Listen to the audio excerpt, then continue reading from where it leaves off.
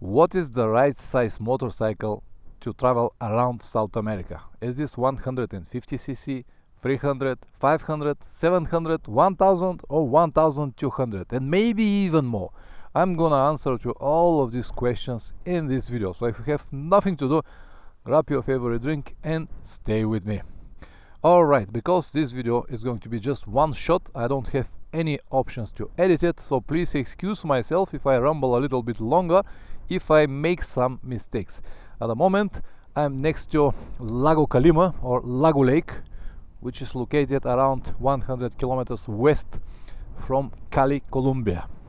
It's a little windy here, but this is the only spot that I found that I can park the motorcycle safe and talk with a little privacy, if I can say it this way. So the motorcycle that I have is this Honda XRE 300cc. I'm gonna make a very detailed video review on this motorcycle, but once I finish the trip, because now it's too early. I just got the first 100 kilometers today with this motorcycle. It's something different, something new, so I want to know more about it before I share my opinion with you guys.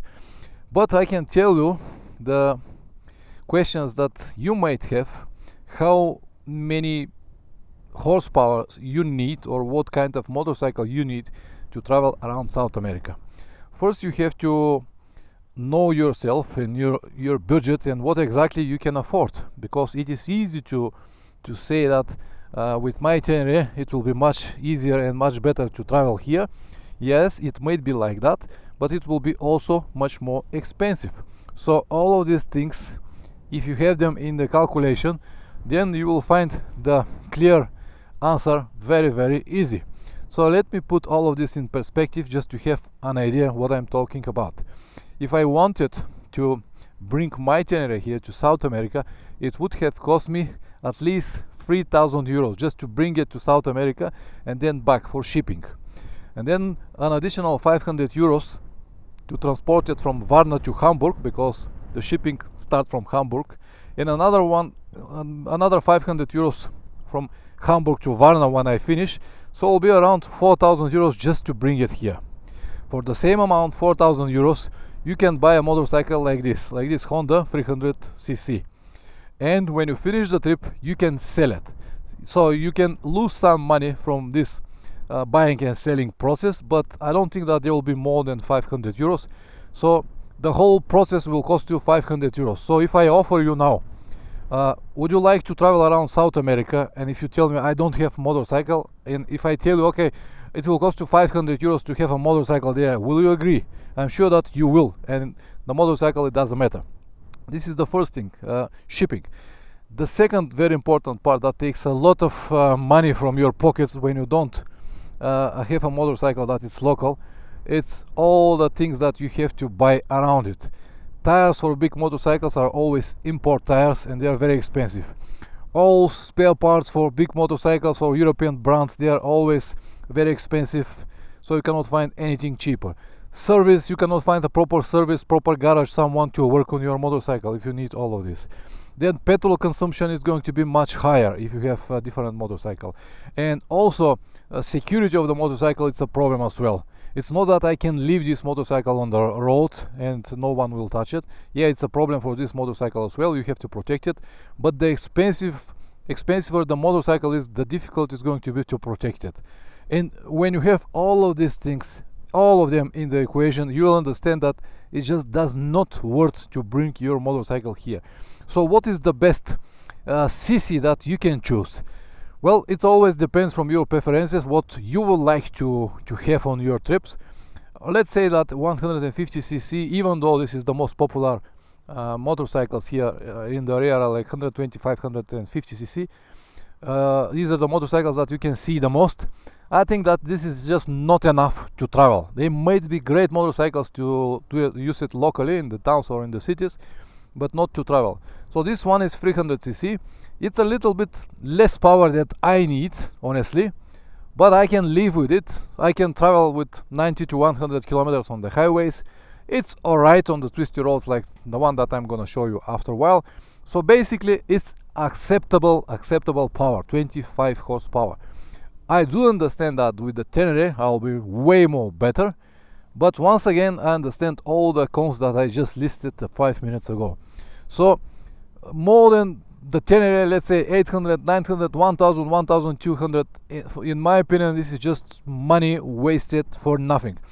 With the traffic that they have here, with the twisty roads that they have here, with the difficult roads that they have in many places, gravel roads, dirt roads and stuff like that, you will be way better with a simple and light motorcycle like this Honda. So yesterday we spent with my friend and mechanic Plamen all day working on these bikes, trying to fix everything that was possible to fix in advance, to predict every possible problem that we might have. Our motorcycles, they're exactly the same. They've got like 40,000 kilometers each, and they were in, I'll say, normal shape, but they still required a lot of works. So both of my brake calibers were jammed, so we cleaned it and to put a new brake pads. We changed the brake fluids on rear and front. We changed the oils, spark plugs, everything that it's supposed to be changed. We loop all the cables, we checked all the electric installations, we removed some bad things installed here, like these auxiliary lights and heated grips. It's not that auxiliary lights and heated grips are something bad, but it depends on that how they are connected. Here they were absolutely wrong, and it is just asking for disaster. So I disconnected from the fuse. They're not gonna work now. When I return the motorcycle to the owner, he can plug it again and use it. But all of this took 1 day to fix everything, and it cost us around 350 euros to both of us to prepare the motorcycles to travel. If you have very sorry, expensive motorcycle brought from Europe, even if you prepare it in Europe, you still need to do some maintenance here, and it will cost you a lot. And as I said, if you know all of these things in advance, if you make your calculation, then you can see how much easier it is if you have a light motorcycle like this. So let me show you what kind of roads you're gonna face in South America, and how much you can ride or travel with a small motorcycle like this. So this now is just something that I found on the road, but today we spent, like I said, like 200 kilometers. From this 200 we had like 100 and something gravel roads, dirt roads, potholes and stuff like that.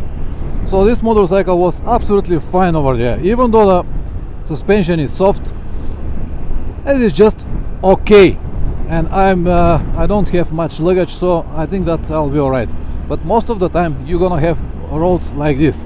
On these roads you'll ride with 60, 70, 80 to 90 kilometers per hour, and with something like this motorcycle, 3 or 4 or 500 cc, you'll be perfectly fine. If you need more power, you can go to something like DR 650, but you definitely don't need any more than that, because if you have some difficult rides or difficult stretches on your journey, you'll be way more easier with something like that.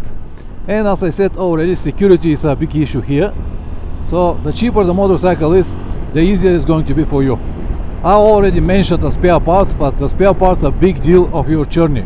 If you have so many kilometers, you have to change the oil many times, you have to change brake pads and all things like that.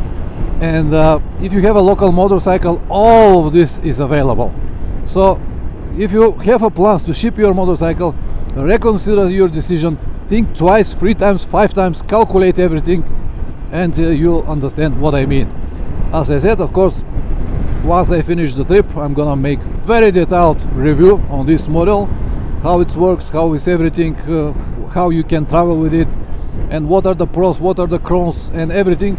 The reason I'm not telling you all of this now, because it is just too soon. I have my first impressions, and so far they are positive, even though the power is not enough, but the impressions are positive.